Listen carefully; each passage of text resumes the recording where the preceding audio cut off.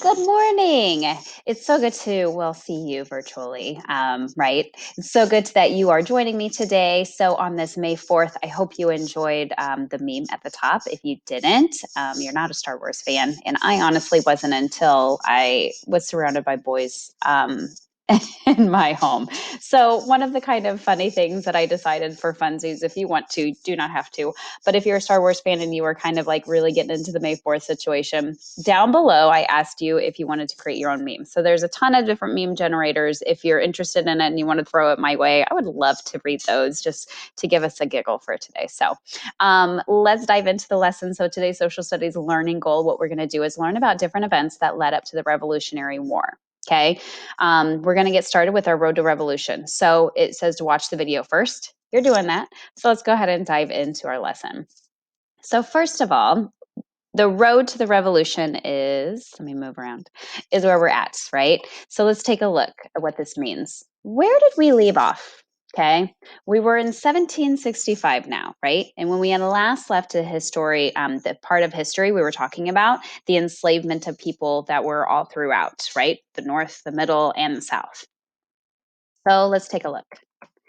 Northern colonies, just to recap, right? So we've learned these. Again, I'm going to move over here, hang out in New York. So northern colonies, the Puritans came over for religious freedom from the Church of England, right? So they ended up being just as strict as the Church of England. And some of the people there were like, why did we come here in the first place, right? We came to get away from this, and now we're just getting into a more strict church. So they decided to move south. Okay. So hitting to the middle colonies, this was a group that were called the Quakers. They made up the middle colonies and they were super passionate about religious freedom, and it became one of the most diverse areas that they had. Okay. Many of these people were attracted to these colonies, coming from diverse background. It was also known as the breadbasket because they actually had really good farmland and they were able to grow so many different crops.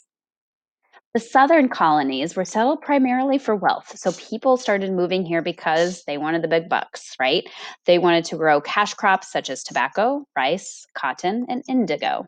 So, some things that I want us to keep in mind, okay? So, we're really kind of looking at the road to revolution of thinking about it from a European standpoint, right? So, here's where the people were settled.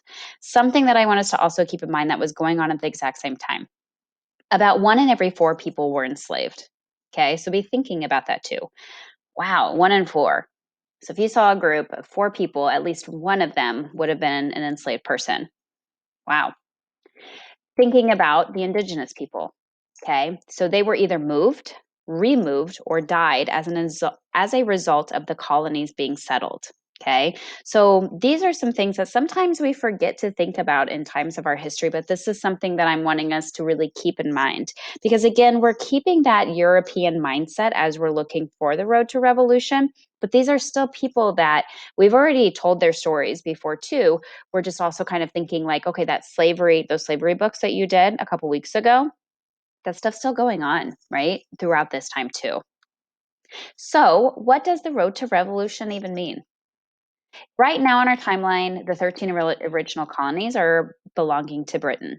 Now, some territories are from France, but we'll get to that in a little bit. But that's kind of a way for us to begin our thinking. So, what happened?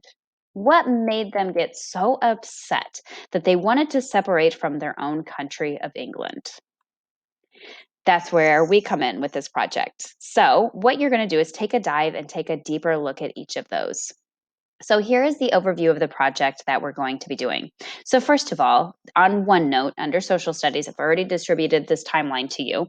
You're going to be completing this timeline. Okay.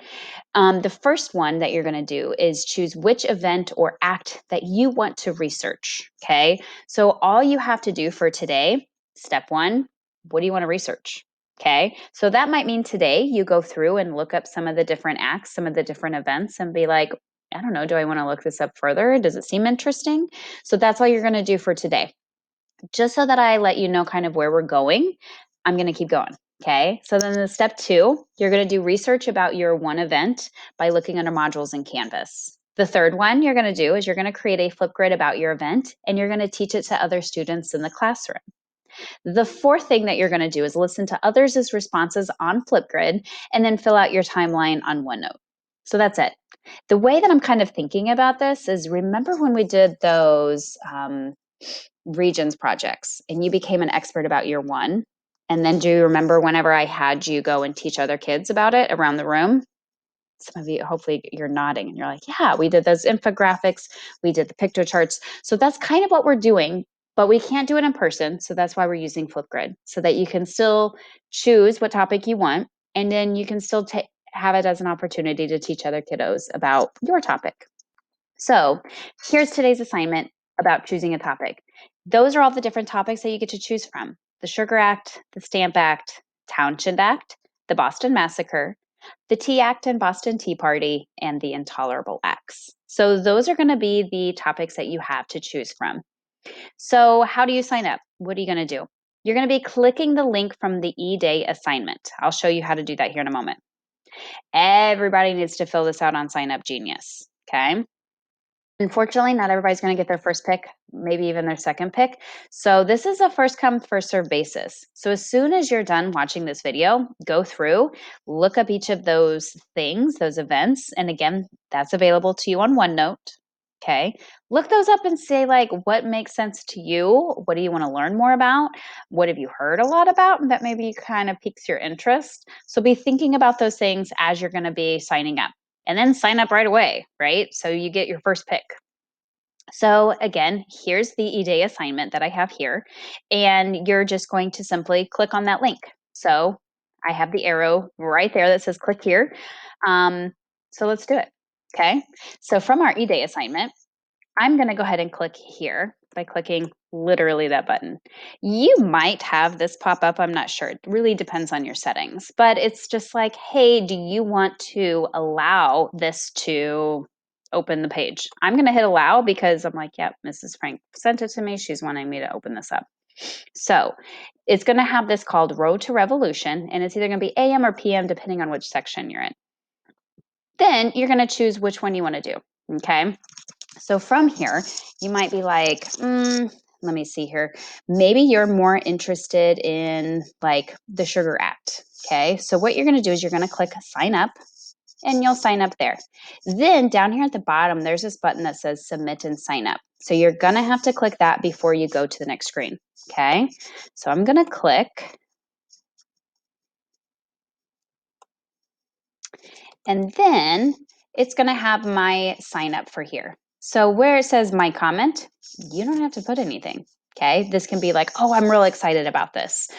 So maybe for the comments, if you're like, oh, I researched the Boston Massacre in 4th grade and I know a lot about it, or maybe if you're like, I know a family member of mine was involved in this or something of that sort, this is just kind of a way you can add to it. But again, I'm not assigning it. It's up to you. Okay, so you're going to put your name. So I'll put Stevie, not two V's, right? Stevie, and I'll put hit Frank. Now it says email. You don't have to worry about an email. Okay. If you want to put it in there, you can. Then you're going to click sign up now, and you'll simply be signed up for that topic. Okay. Now let's say that you get to this screen and you're not able to sign up. Okay. That might be because it's all full. So there's only, if you notice that there's a number next to it, let me highlight it here. So if you notice that there's a number right here next to it, that means that only 4 kids are allowed to sign up for that one. Only 4 kids are allowed to sign up for the next one, and so on and so forth, right? So if you realize you're like, oh my gosh, I really want to Sugar Act, but then it's saying it's full, it might be because it is. Okay, so just a heads up for that. So let's get back into our presentation. So what's to come, right? So some of you are thinking like, okay, today I sign up and I'm going to do my thing. What's coming up on Thursday? Okay. We're going to go into more depth about what to do for the project. So every single day of this project, I'm going to go over very specifically with you exactly what you're going to do today, what needs to be done. Okay. So don't worry about it too much, but I'm going to explain it more in depth about Flipgrid and then where to go to research. Don't worry about any of that yet. Then in the meantime, again, all you got to do is fill out that form for today.